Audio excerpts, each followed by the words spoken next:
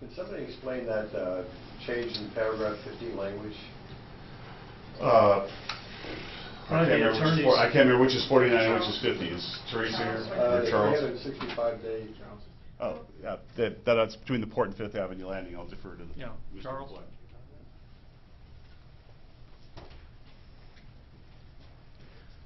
The change in paragraph 50 just created a financial mechanism to ensure Fifth Avenue that if and when they won't have to go forward with a hotel development unless financial conditions support hotel development.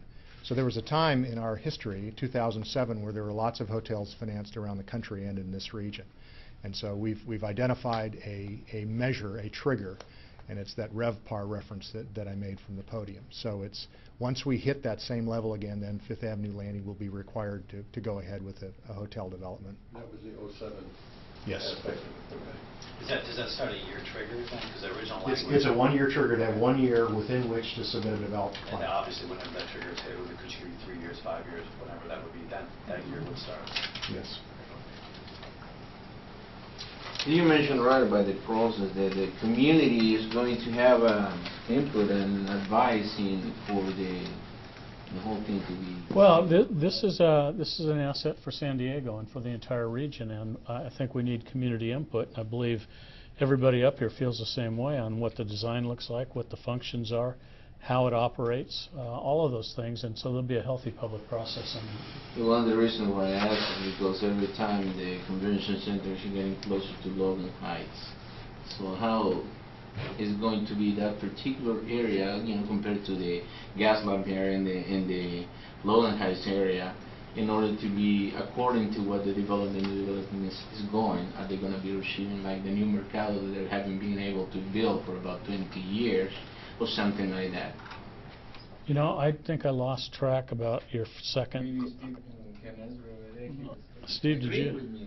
Obviously, the public process we just began over a year ago as Cheryl and I did the task force. Those were all open meetings. There was lots of public, over 100 different letters and comments. We now will go through the CEQA process. We'll now go through the California Coastal Commission. So there'll be lots and lots of community outreach on the project. As the mayor said, not only will there be outreach on the design and operation, but there'll also be outreach on how folks feel about an expanded convention center. We did this through the last expansion of the convention center. It is a totally open public process. All the board meetings of the Convention Center Corporation are certainly public, and so there's lots and lots of open conversation. Some may say today was the easiest step. Now we have lots of steps in front of us. But if we didn't have a piece of land, there'd be nowhere to do the expanded convention center. Mayor, if step 1 was the start of the task force and step 10 is the built and expanded convention center, what number would you put where we're at today? Well, I think we're probably at about step 3. This is a long process, and when you build something like this on the waterfront and very valuable property, and you have something that is as important to San Diego and the region as this convention center is, then I think we'll probably be celebrating each of the steps as we get through them. But I think Commissioner Cushman brought up a good point. As difficult as it's been to get here, we now go through a very long public process, which I think opens our eyes to possibilities and difficulties. And so I think we've got a lot of steps to go through. Anything else? I have a question for Mr. Nelson, if you don't mind. Just what did you base your projections on as far as job and revenue?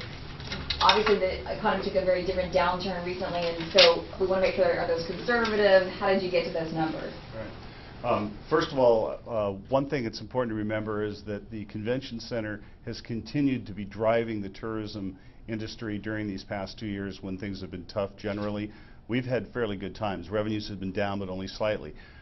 When you look at some of the larger hotels looking at drops of 30% and 40% of business, we've seen declines more in the area of 10 or 15%. So we've remained robust.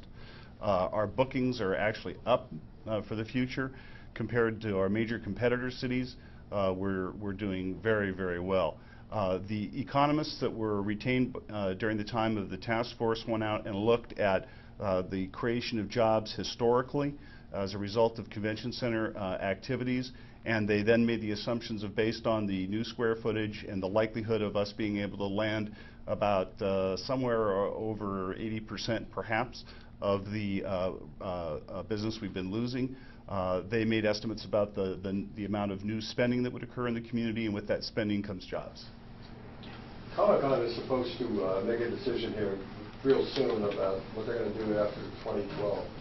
What today's how would the action today impact that? I certainly wouldn't want to speak for Comic-Con. I will say that they're a very, very valued customer for the convention center. I think they're very valued by the entire community. It's in addition to being a very big economic boost for our community, it's also a lot of fun. And we hope that they will be with us for a long time to come. Certainly today's action can't hurt. What is the deadline for them to make a decision? Have they told you when they decide? They'll be setting their own deadlines. I don't want to speak for them. But do you have any idea when they're going to make a decision? It's going to be in the next couple of months, right? We anticipate some word from them fairly soon.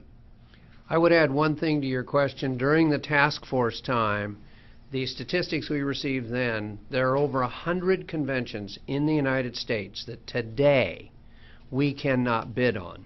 With the expanded convention center, there's over 100 large conventions that with our new facility we could then bid on. So if you were to follow that forward, I will tell you that if we receive 4 or 5 of those conventions, that conceivably could pay for the expansion. So there really is a huge opportunity for us. So it sounds like it's fairly conservative then, as far as the estimate.